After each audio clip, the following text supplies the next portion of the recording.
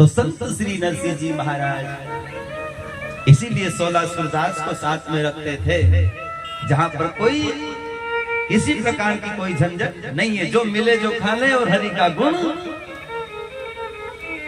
रात की 12 बजे भी अगर नरसिंह जी कह रहे कि सीताराम सीताराम, तो 16 ही मिनट बैठा हुआ कि सीताराम सीताराम। एक भगवत आदर के साथ कहें, ज्यादा समझदार होने पर भी भगवान की भक्ति नहीं होती। बोलो जय श्री कृष्ण। अगर ज्यादा समझदार बनकर के घर में रहेंगे तो घर वाले जीने नहीं देंगे। थोड़ा पागल हो जाओ, घर का न्यू फेंक खा तो कट्टो खेत में फेंक आओ, थोड़ी खाद का कट्टा है तो के तो लाओ माथा पे, पर दूसरा का खेत में फेंक दो तो फिर दोबारा फेंक बाकी नहीं कहे। बोलो जय श्री।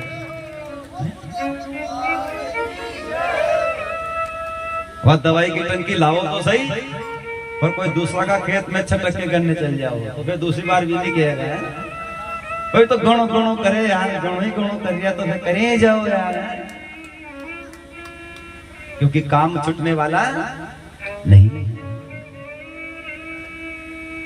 महापुरुष कहते हैं, आज श्री गर्गाचार्य जी की समाधि लगी है, माताएं आगे पीछे कर रही, बाबा बाबा बाबा बाबा समाधि में मग्न हो रहे हैं। एक बात बहुत आदर के साथ कहें, जिस प्रकार कहीं पर कोई मेला लगे तो उस मेले में एक ही घर से देरानी और जेठानी, देरानी ने जेठानी से कहा कि सवेरे मेले में चलेंगे और 8 बजे तैयार हो जाना। अब देरानी ने जेठानी से कहा, जिसने कहा वो तो सबसे पहले तैयार है ही सही, अब उसको साथी संगी चाहिए, इसलिए तैयार करके मेले में ले गए। और जैसे मेले में दोनों ने, अब दोनों की पसंद भी अलग अलग है, किसको क्या देखना है, किसको क्या लेना है। मेला ये छूट है, देरानी के जमे जो देरानी लेवे, जेठानी के जमे जो। जय श्री कृष्ण बोलना पड़ेगा। बोलो जय श्री। तो इधर तो देरानी देख रही है, इधर जेठानी देख रही है। अब देखते देखते देखते देखते दिफोर हो गई, तो सोचा कि कुछ जो रोटी अपन बांध के लाए हो खा लें, उसके बाद फिर देखेंगे कुछ लेंगे।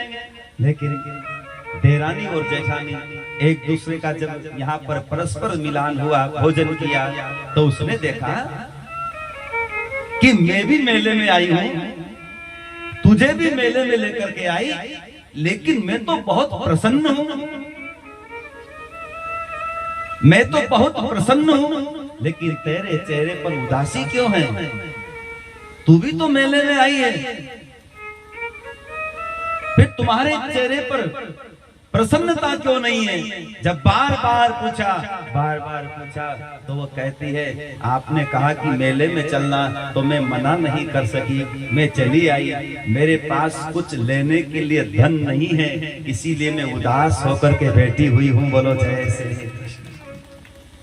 मैं चली आई, लेकिन मेरे पास धन नहीं है। अब नहीं है तो वस्तु कैसे लूं मैं? उसने कहा, अरे तू कह के तो देख, ले ये 1000 रुपए। 1000 रुपए निकाल करके दे दिए कि करो मेला। लेकिन जिसने 1000 रुपए दिए, वो उसने भले ही नहीं कहा, लेकिन उसका मन तो यही कह रहा है ना कि वापस लौटा देगी। और जैसे ही 1000 रुपए दिए, उसने पूरा मेला कर लिया।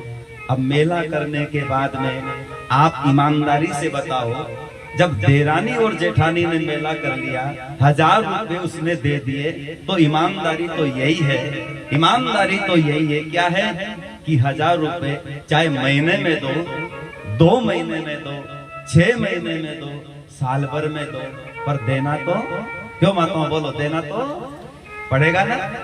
बिल्कुल ईमानदारी की बात है। बोलो माताओं, देना पड़ेगा नहीं पड़ेगा? इधर भी देना पड़ेगा। अब समझो आप, ये कथा कोई देरानी और जेठानी की कथा नहीं है, ये मानव जाति की कथा है। जैसे 1000 रुपए उधार लिए देना पड़ेगा, इसी प्रकार से मनुष्य जीवन परमात्मा ने दिया है, हम उसकी अमानत है, इसलिए राम नाम जप करके वापिस उसको देना पड़ेगा। बोलो जय श्री कृष्ण। ये उसकी अमानत है, उसे लौटाना पड़ेगा। और जो मनुष्य जीवन लेकर के भूल गए